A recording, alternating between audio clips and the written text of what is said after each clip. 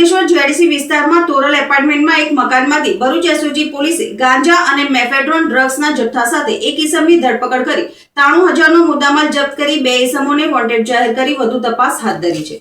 Bharuch special operation ગ્રુપના PSI એમ.કે. ગઢવીએ નોંધાવેલી ફરિયાદના આધારે અંકલેશ્વર જીઆઈડીસીમાં પશુપતિ મંદિર પાસે આવેલ તોરલ એપાર્ટમેન્ટમાં ફ્લેટ નંબર 301માં દરોડા પાડવામાં આવ્યા હતા। કાર્યવાહી દરમિયાન મોહિત કુમાર રાજેશકુમાર પાલ પાસેથી 52,250 રૂપિયાનો અંદાજે 1.045 કિલોગ્રામ ગાંજો અને 36,000 રૂપિયાનો 12.01 ગ્રામ મેફેડ્રોન ડ્રગ્સનો જથ્થો તેમજ એક મોબાઈલ ફોન મળી કુલ 93,280નો મુદ્દામાલ કબજે લેવામાં આવ્યો હતો। પોલીસના જણાવ્યા મુજબ પ્રાથમિક તપાસમાં સામે આવ્યું છે કે ગાંજાનો જથ્થો લક્ષ્મણનગરમાં રહેતા ફરાર આરોપી મિથિલેશ પાસેથી અને મેફેડ્રોન ડ્રગ્સનો જથ્થો જીઆઈડીસીમાં 500 ક્વાર્ટર્સમાં રહેતા ફરાર આરોપી દીપ્તેશ પટેલ પાસેથી વેચાણના હેતુસર લેવામાં આવ્યો હતો, ફ્લેટમાં રાખવામાં આવ્યો હતો। આ બનાવ અંગે અંકલેશ્વર જીઆઈડીસી પોલીસ સ્ટેશનમાં એનડીપીએસ એક્ટની વિવિધ કલમો હેઠળ ગુનો નોંધવામાં આવ્યો છે। પોલીસે ફરાર બંને આરોપીને ઝડપી પાડવાના ચક્રો ગતિમાન કર્યા છે।